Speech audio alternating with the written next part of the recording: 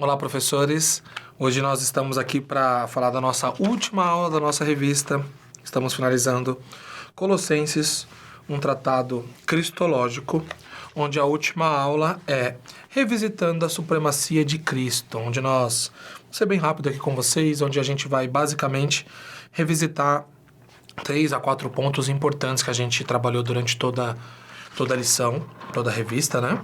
E mostrar o quanto essas diretrizes ou esses assuntos, eles são tão reais pra gente, a gente estudou tanto eles, a ponto de a gente dar uma revisitada nessa última aula e fixar de uma maneira um pouco mais rígida ali na mente dos nossos alunos.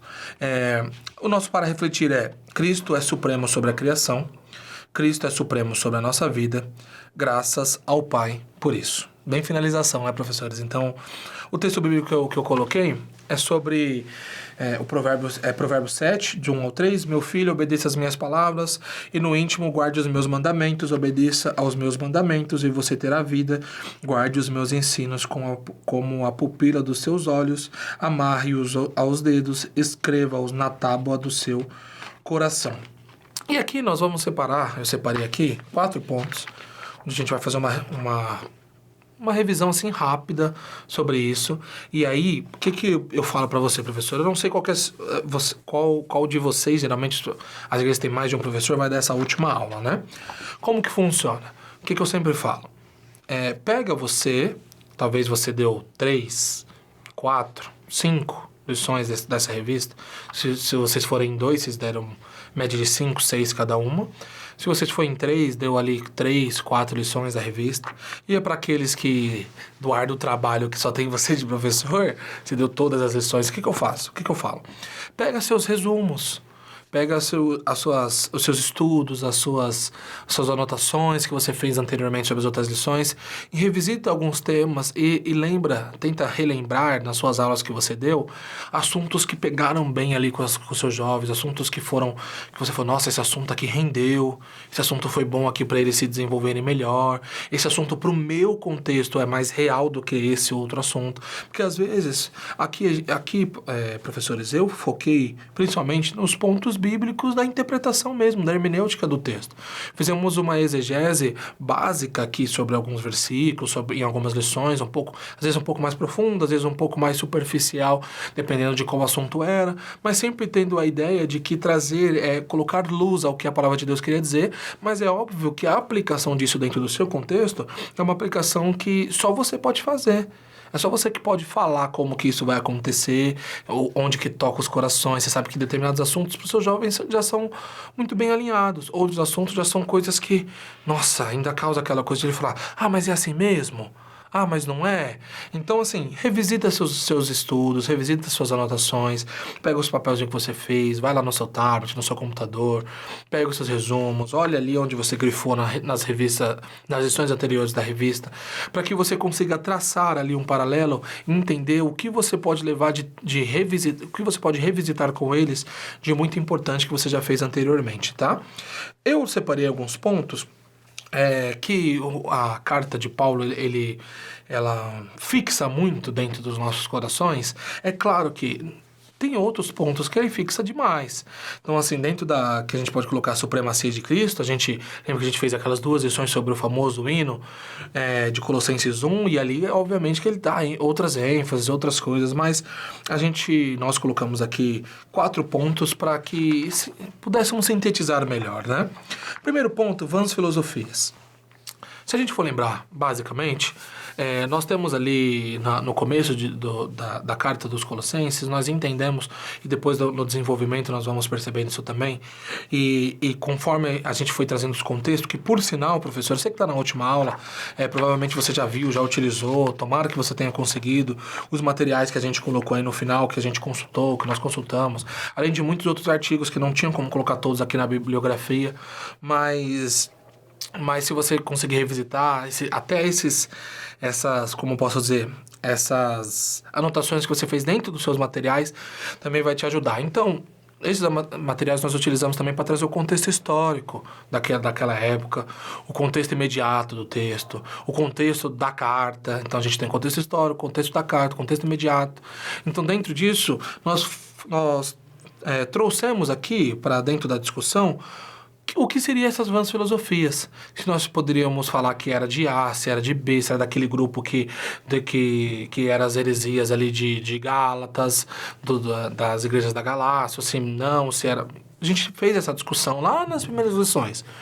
E nós concluímos, durante essas discussões, de que essas vãs filosofias, elas tinham muitas roupagens, um pouquinho de cada grupo, mas que tinham uma característica específica.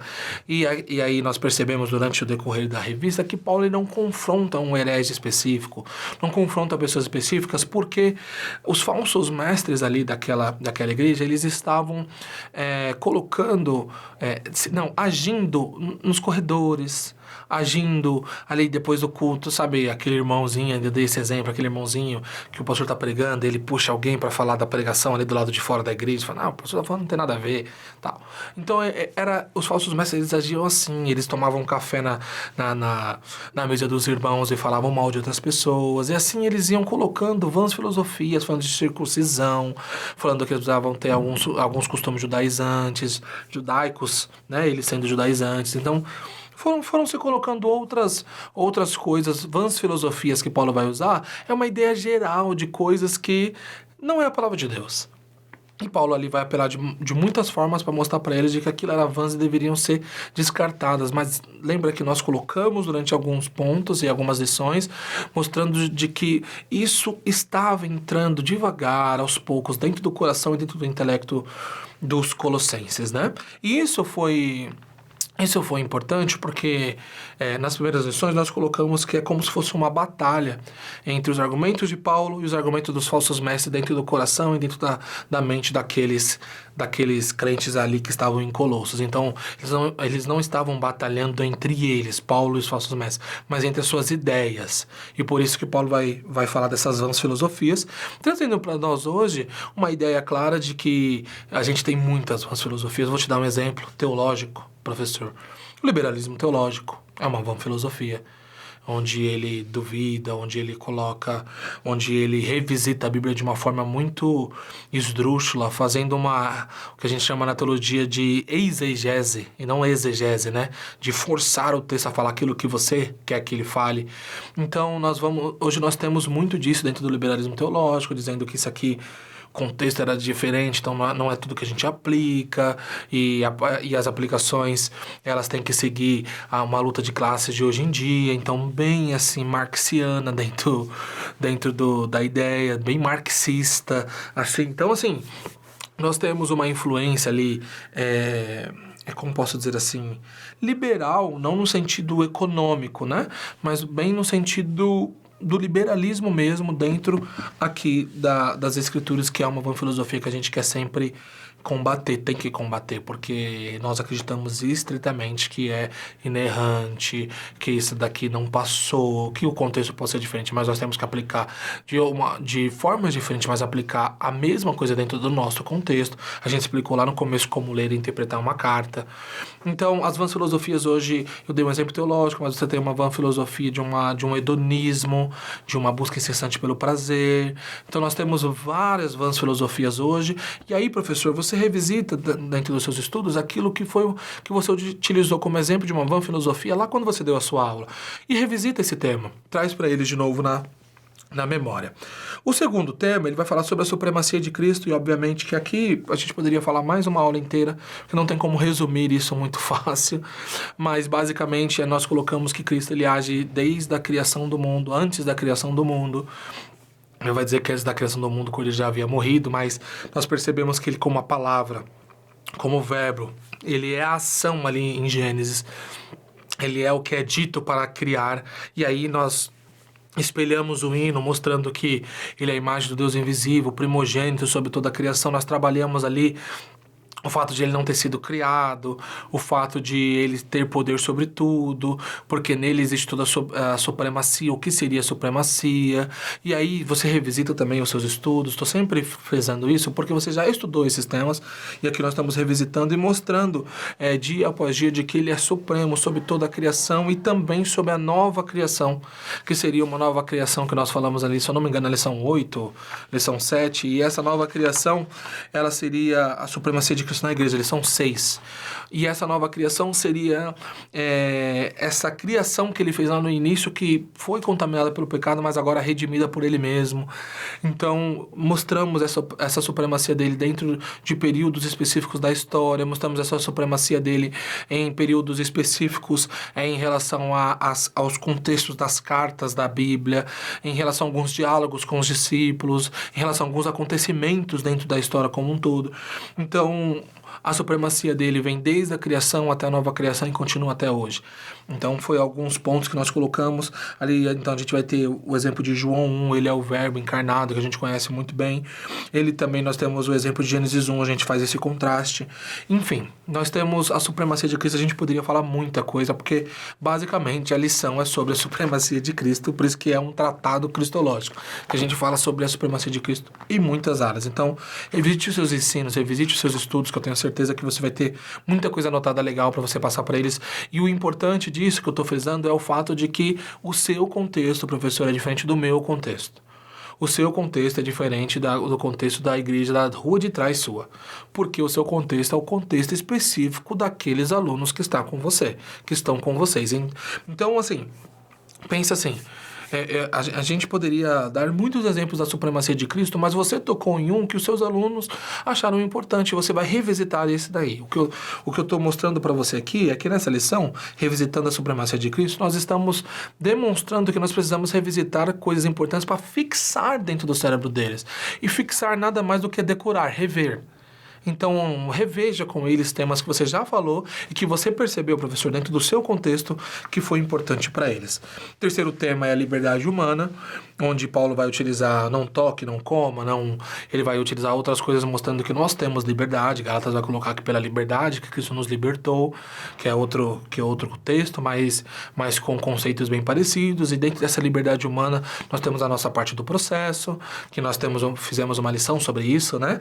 E dentro dessa liberdade, nós entendemos que nós não precisamos dos adicionais que lá as vãs filosofias falou que a gente precisava, você se circuncidar, não comer carne de porco, que isso é para aquele contexto, mas que hoje nós não precisamos de adicionais, principalmente de uma das vãs filosofias que era que nós precisamos de experiências espirituais fora de Jesus Cristo, nós não precisamos ir atrás, nós falamos hoje, né? Nós não precisamos ir atrás de bênção, nós não precisamos ir atrás de profecias em outros lugares, e eu preciso ir lá para que aquele homem vai me dar. Nós não precisamos disso. A supremacia de Cristo, ela nos mostra e nos coloca no lugar onde a gente tem que estar. Se ele quiser falar conosco, ele vai falar. Então nós conversamos muito sobre isso, sobre não procurar experiências espirituais fora do nosso contexto de Jesus Cristo. Nós não precisamos disso. Nós não precisamos de cartomante, nós não precisamos de horóscopo, nós não precisamos de novas experiências, de muitas outras coisas que nós podemos citar. Nós não precisamos disso. O que nós precisamos é estar dentro da supremacia de Cristo. Então, revisite os seus estudos e veja aquilo que tocou mais nos seus alunos. E, para finalizar, o pensamento do alto, onde nós colocamos que tudo isso visava a ideia de que isso era um evangelho da esperança. Se eu não me engano, é a lição até 2, né? A lição 3, o Evangelho da Esperança, onde nós demonstramos dentro disso que é o Evangelho que eles viveram, os colossenses viveram, sabiam do que Paulo estava dizendo e que eles aguardavam um momento onde Cristo viria buscar. Então eles viviam a vida deles como nós temos que viver a nossa vida, com a esperança como base. Tudo tem que girar em torno da esperança, que isso aqui é efêmero, que isso aqui é passageiro, que isso aqui uma hora vai. E o que vai sobrar para nós é só a promessa de que um dia ele viria para nos levar e ficarmos a eternidade inteira com ele, conforme seu texto diz na sua oração, quando Jesus vai dizer: onde eu estiver, que os meus estejam comigo. Então é isso que nós acreditamos, é assim que eles viviam e é assim que nós vivemos a nossa nova vida, que tem uma lição também com esse tema, é baseada no Evangelho que traz esperança, ou seja, o Evangelho é baseado na esperança. Então, se Cristo morreu, lembra que a gente falou sobre a ressurreição? Se Cristo morreu e não ressuscitou, é vã a fé de vocês, porque se ele ressuscitou, ele está com Deus e um dia ele vai vir nos buscar. Então, para finalizar a conclusão, essa lição foi só revisitando mesmo, porque isso é uma lição para você, professor. Essa é uma lição para você. Para você revisitar, você entender que teve alguns pontos onde foi legal para os seus alunos, que você viu que desenvolveu o assunto, que eles gostaram. Então, revisite esses temas com eles. Façam com que eles fixem isso dentro da mente deles. Façam com que eles desenhem isso na mente deles. Se necessário, desenhem na lousa para que eles fixem isso. Porque é isso que vai ajudar eles a lutar contra as vãs filosofias de hoje. A conclusão vai dizer assim: chegamos ao fim. Estudar a carta aos Colossenses é um privilégio para a igreja de nosso século. Se observarmos bem, veremos que ficamos praticamente 8 lições no primeiro capítulo da epístola. A Bíblia é uma fonte inesgotável. Por ser uma carta escrita em um momento mais maduro da vida de Paulo, essa epístola ratifica verdades já vistas em outras cartas. Além disso, é revigorante ver a maneira como Paulo apresenta a figura de Cristo aqui. Nada é mais importante do que vermos a sua supremacia no universo. Sejamos criteriosos. Qualquer elemento que se apresente como algo necessário à nossa salvação, além da figura de Cristo em nossa vida, precisa ser rechaçado. Cristo é supremo sobre a criação. Cristo é supremo sobre a nossa vida. Graças a Deus, ao Pai, por isso. Amém, professores? Então foi um privilégio estar com vocês durante toda essa revista. Foi um privilégio poder conversar com vocês um pouco, escrevê-la também, mas foi um privilégio poder conversar com vocês um pouco sobre quem é esse Jesus. Essa cristologia, né? Esse tratado cristológico que é essa epístola de Colossenses trouxe a nós, revisitou em nós uma supremacia de Cristo e que, a gente até colocou um tópico sobre isso, de que ele não é apenas, eu vou colocar aqui uma aspas bem grande, tá? Que ele não é apenas o Salvador. Ele tem tantos outros atributos que a carta de Colossenses, através do apóstolo Paulo, mostrou a nós. E foi muito bom conversar com você sobre isso. Espero que isso tenha renovado a sua vida. Espero que isso tenha ajudado você, professor, a passar para os seus alunos algo que eles possam levar durante toda a eternidade para com eles. Agradeço a sua companhia. Até a próxima revista. Até a próxima lição. Até a próxima vez que a gente se vê durante o ministério. Que Deus abençoe a sua vida. E uma ótima aula.